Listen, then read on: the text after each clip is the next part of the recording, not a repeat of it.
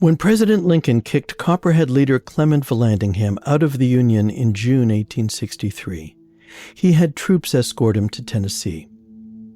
From there, Vallandigham made his way to Wilmington, North Carolina. He then began a sea voyage that eventually took him to Halifax, Nova Scotia, by way of Bermuda, the traditional manner that Confederates used to evade the Union blockade and get to Canada. Once he got to Canada, he was treated exceedingly well. He comes to Canada, and of course, he is feted as a hero. Julian Schur is a journalist and the author of The North Star, Canada and the Civil War Plots Against Lincoln. There he'll meet John A. Macdonald, who is Canada's George Washington, the father of Confederation, and Macdonald toasts Vallandigham as a refugee in distress.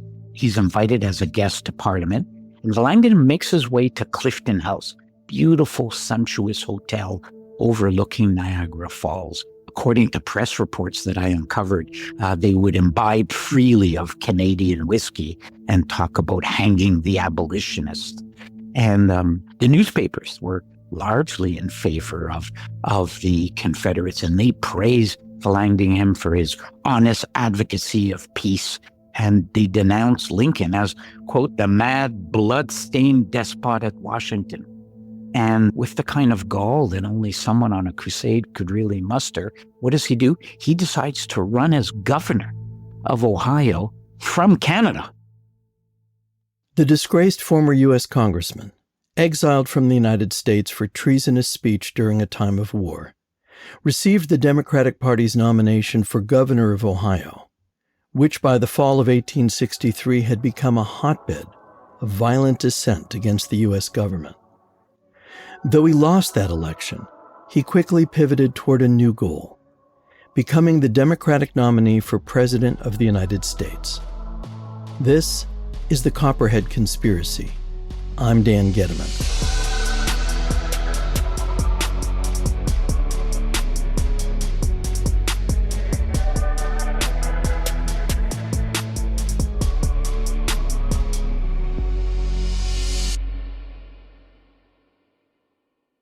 At the beginning of the American Civil War, Canada was still a colony in the British Empire, and both the United States and the Confederacy very much wanted Britain as an ally. Well, when the Civil War breaks out, I think Abraham Lincoln and many people in the North hoped Britain would be on their side. After all, Britain had led the world in abolishing slavery. And I think much to their dismay and shock, Britain declares neutrality, which meant automatically that Canada, which was still a colony of Britain, was also neutral. What it meant for Canada, though, is that Canada became a very open legal haven for Confederates. This wasn't secret or hidden. It meant that the Confederates, they could send agents, and rich aristocrats could live in Montreal and Toronto, send back supplies to the South, but also campaign openly for the Southern cause. So I think Jefferson Davis and Lincoln both saw Canada in the same way.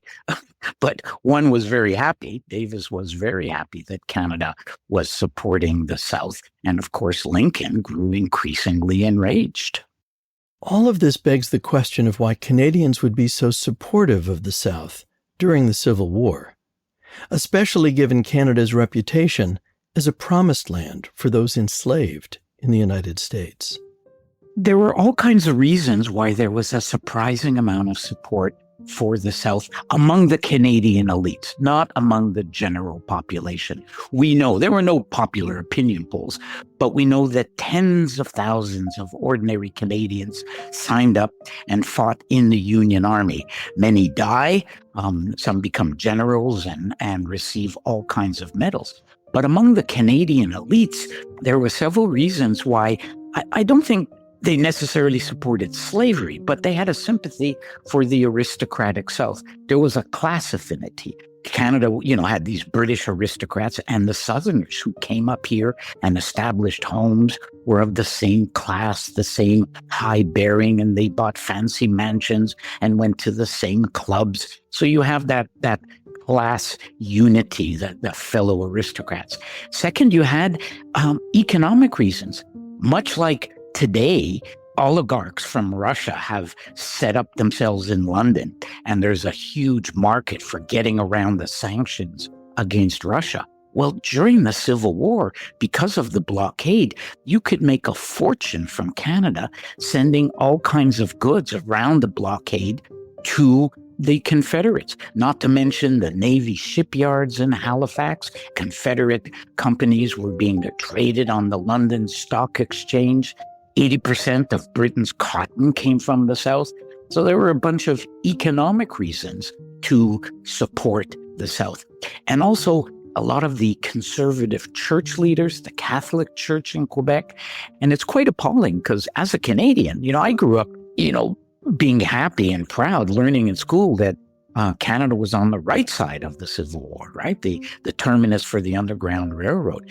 And when I discovered that leading newspapers praised the assassination of Lincoln, like when Lincoln gets assassinated, Canadian newspapers said it was justified by the facts because Lincoln had murdered the Constitution. So you can see why Canada was such a friendly haven for the Confederates.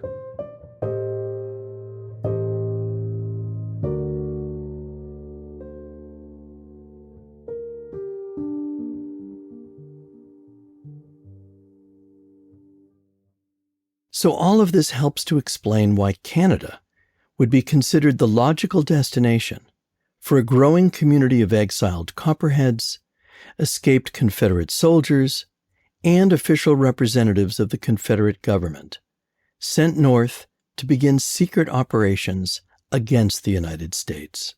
In early 1864, the tide is beginning to turn against the Confederates. They're not quite losing yet, but they're not winning anymore. And so Jefferson Davis, the president of the Confederate States, gets the Confederate politicians to secretly vote for a $1 million secret fund to set up what are called the Confederate Secret Services. Most of that money would go to Canada. And Davis named a good friend of his, a man named Jacob Thompson, who was a well-known politician in Washington, knew a lot of people in Lincoln's cabinet, a staunch Southerner, a Mississippi slave owner.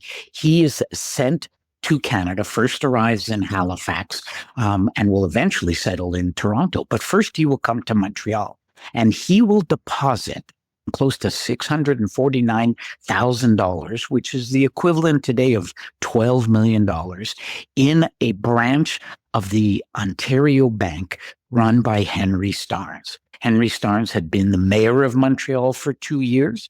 He was a sitting member of Parliament, one of the leading English aristocrats, and his bank would become the main money laundering and slush fund operation for Jacob Thompson. And his number two would be Clement Clay. Clement Clay is actually the man who's on the back of the Confederate $1 bill. So Clement Clay will move to St. Catharines, just north of the American border. And from there, he would disperse funds for the various terror plots that the Confederates engaged in. While Jacob Thompson was in Montreal, he had a series of meetings with people from both the South and the North, learning the lay of the land and figuring out the best ways to invest the $1 million that he'd been given to use. He summarized his activities in a letter to Confederate diplomats James Mason and John Slidell, who were representing the Confederacy in Britain and France.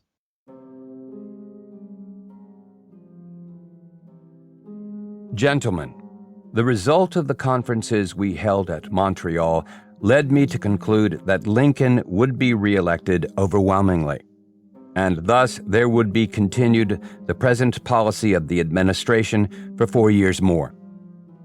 In discouragement, I went to Windsor, Ontario, where an arrangement had been made with the Honorable Clement Vallandigham. He informed me of the existence in the Western States of an order known as the Sons of Liberty. The membership of the Sons of Liberty is in Illinois, Indiana, and Ohio, in the aggregate, about 170,000 men. It is proposed by the Northwestern people to take possession of the present organized governments of the 3 states mentioned and organize provisional governments for the purposes in view. It can be, I confidently feel, so arranged that these states shall be organized into a Northwestern Confederacy, with such advantages as will enable them to dictate terms of peace to the United States government. To this end, I am addressing every energy that is practicable and reasonable to assist the Northwestern people, and everything justifies the belief that success will ultimately attend the undertaking. I remain, with great respect, very truly yours, Jacob Thompson. As we learned in our last episode, the Copperhead uprising discussed by Jacob Thompson and Clement Vallandigham in Ontario would eventually be attempted in late August 1864. But it was originally supposed to happen earlier that year, in mid-June, to coincide with the State Democratic Convention in Hamilton County, Ohio. And it was going to be triggered by a surprise appearance by the exiled Vallandigham, who had represented that district in Congress for 3 terms. The idea was that the Union Army would immediately arrest him for returning to the United States, and that this would so enrage Copperheads throughout the country that they would spontaneously rise up in armed rebellion. And that would then provide cover for the Confederates to spring their soldiers out of Union prisons. But Lincoln wisely decided that this time Vallandigham should not be arrested, precisely so that he would not be seen as a martyr for the Copperhead cause. Once it became clear that he wasn't going to be arrested, the Confederates and their Copperhead allies looked for another opportunity to pull the trigger on their plan. Coordinating all this were Captain Thomas Hines and his second-in-command, Captain John B. Castleman. Castleman wrote about his experiences in a memoir called Active Service. In his telling, it became clear to him, and to Hines, that rather than trying to coordinate the actions of Sons of Liberty members in multiple states, they should concentrate on a large group planning to attend the National Democratic Convention in Chicago at the end of August. Hines and I were obliged to conclude that a vast number collected in one community offered our only hope. We knew that a large number, at least 50,000 men who were members of the Sons of Liberty, should be gathered at the National Democratic Convention. We advised Commissioner Thompson to accept the expressed opinions of the Sons of Liberty officials, who favored the convention as the occasion for armed hostility to the continuance of a war waged by the sacrifice of the white man's life for the abolition of the black man's slavery. As part of their preparation, secret communications had been passed to Confederate prisoners at Camp Douglas in Chicago and the prison at Rock Island, Illinois, telling them to be ready for the attacks. Hines and Castleman would lead a force of about 60 Confederate soldiers based in Canada, mostly other Kentuckians who had, like themselves, served under General John Hunt Morgan. They were particularly well equipped for this kind of clandestine warfare. Historian Patrick Lewis. With these folks in Southern Ohio, Indiana, Illinois, they can pass. They have the same dialect. They've got the same idioms. A lot of them are raised in the same types of churches with the same types of theology, right? So they can blend into Midwestern society incredibly easy, and import Confederate arms and money, and potentially launch some really explosive insurrectionary activities with the assistance of Confederate prisoners who are stationed in prison camps all along the Great Lakes. But unfortunately for Hines and his men, there was embedded within their ranks a Union spy. It wasn't Felix Stidger this time, but someone else who was going to ruin their carefully laid plans for the liberation of their imprisoned comrades. His name was George W. Young, a Confederate officer from Kentucky who had served with distinction as part of Morgan's raiders, escaped from Camp Douglas a year before, and made his way to Canada. At a certain point, perhaps worried that Hines' plans were flawed, Young contacted the Union military commander in Detroit, seeking amnesty as an escaped prisoner. To prove his worthiness, he provided information about an upcoming operation that was planned to coincide with the Chicago Convention. The Detroit commander explained the situation in a message to a fellow Union officer. I have caused inquiries to be made in Canada about Major Young, and understand that he does possess the confidence of the rebel agents, and that his statements are entitled to respect. He now informs me that he proceeded to Toronto, and that about 200 rebel refugees are assembled at that place, who are armed with revolvers and supplied with funds and transportation tickets to Chicago, and that already 150 have proceeded there. The general plan is to accomplish the release of the prisoners at Camp Douglas, and in doing so they will be assisted by an armed organization at Chicago. After being released, the prisoners will be armed and being joined by the organization in Chicago, will be mounted and proceed to Camp Morton at Indianapolis, and there accomplish a similar object in releasing prisoners. Armed with this intelligence from the Confederate informant, the Union officers communicated what they knew to the Camp Douglas commander, Colonel Benjamin Sweet. This wasn't the first time Sweet had heard of such plots, but initially he had either dismissed or overlooked them. For example, earlier that year, Army officers in Kentucky had questioned an escaped Camp Douglas prisoner who claimed that anti-war Democrats in Chicago had provided money and horses to escapees. He mentioned a man named Walsh, who lived nearby and whose daughter smuggled messages into the camp. However, Sweet took no action to investigate Walsh or his daughter. But this time, his superiors took the information from the Confederate informant seriously enough to send additional troops to protect Camp Douglas from attack, along with a battery of cannon. One of the key members of the Confederate forces in Chicago, serving under Captain Thomas Hines, was Lieutenant Bennett Young. He sent a report to Confederate Commissioner Clement Clay, explaining what happened next. In accordance with your orders, I left Canada Friday morning for Chicago to engage with my company in the enterprise contemplated by yourself and Colonel Thompson for the release of the Camp Douglas prisoners. Upon reaching Chicago, we found that already a strong force had been put into place by the Union Army, and veteran regiments were still arriving.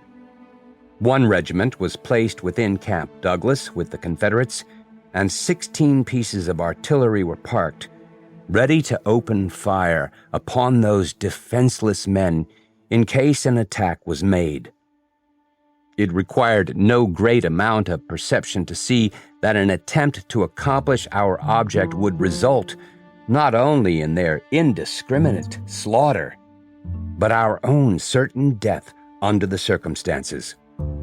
Captains Hines and Castleman decided to make no effort in that direction. We waited until Wednesday night, hoping something would turn up by which we could benefit our suffering comrades and enhance the glory of the Confederacy. It was then determined to make an attempt upon the prison at Rock Island, if the Copperheads would furnish a small portion of the long-promised aid. When brought to the test, they could not furnish 50 men for the purpose. Hines then admitted that the thing was a failure, and the men, with few exceptions, decided to return to Canada. And so large numbers of federal troops show up in Chicago on the eve of the Democratic Convention. Journalist and author Julian Schur. there's a huge sweep of arrests. The Sons of Liberty, who are really braggarts rather than really brave men, basically show up to the planning meetings and say they're not going to do anything. The Confederates are outraged at the timidity of the Sons of Liberty. So the insurrection falls apart. So do any of the attacks on the prisons. And so the final ploy in this three-pronged attack, the prisons fail, the insurrection fails, is the political coup. With the military operation in Chicago a bust, the Copperhead leaders moved ahead with Plan B, to take over the Democratic Party and install Clement Vallandigham as the party's nominee to face Abraham Lincoln in November's presidential election. But once the voting at the Democratic Convention began, it became clear that there wasn't enough support for Vallandigham. So, the convention turned to former Union General George McClellan, who supported the war, but disagreed with Lincoln on almost everything else. With the candidate chosen, the only avenue for the Copperheads to assert their power was in the party platform.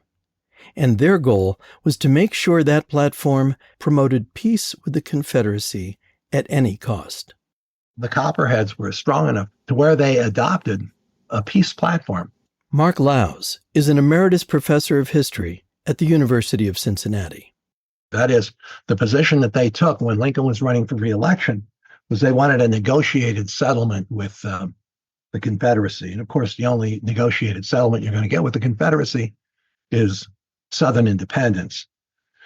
Of course, they nominated George B. McClellan as their candidate. And McClellan took the position that he was a Unionist. He was not an abolitionist. He didn't like the emancipation policy. He was a white supremacist, but he stood by the Union. So you had, in 1864, the Democrats nominating a candidate who had exactly the opposite position as the platform he was running on. That was an achievement of the Sons of Liberty. Vallandigham had failed to pull off a grand uprising during the convention, and not a single Confederate prisoner had been freed. On the political front, he had failed in his bid to become the presidential nominee, and he had achieved only a symbolic victory in forcing the party to accept a peace platform. But, as he retreated to his new home in Canada, he was still the supreme commander of the Sons of Liberty, with tens of thousands of members throughout the Midwest. And he was still allied with a well-funded team of Confederate guerrillas, who were ready to pivot once again to a new strategy. A young steps out, fires a gun in the air, and says, "In the name of the Confederate States, I am taking over this town." That's next time on the Copperhead Conspiracy.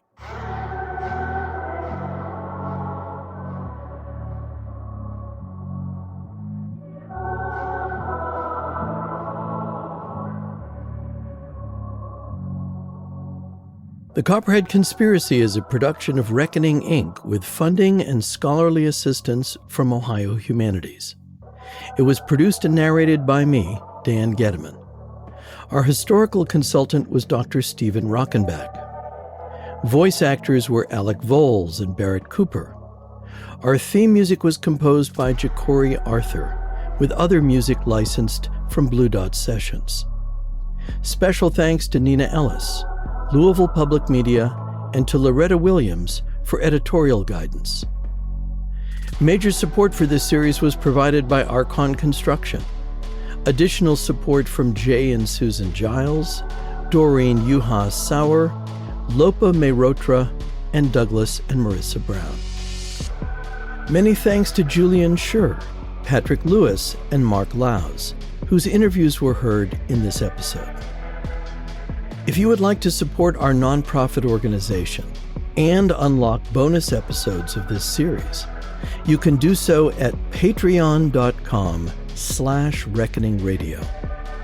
Our first bonus episode explains all the key events in American history that led to the Civil War. You can access that and more at patreon.com/reckoningradio. For transcripts, a bibliography, and other content related to this series, please visit our website at copperheadconspiracy.org. That's copperheadconspiracy.org. And if you haven't already done so, please leave a review of this series on whatever platform you use to hear it. It will really help other listeners to find this podcast. Thanks so much for listening. Please join us next time for another episode of the Copperhead Conspiracy.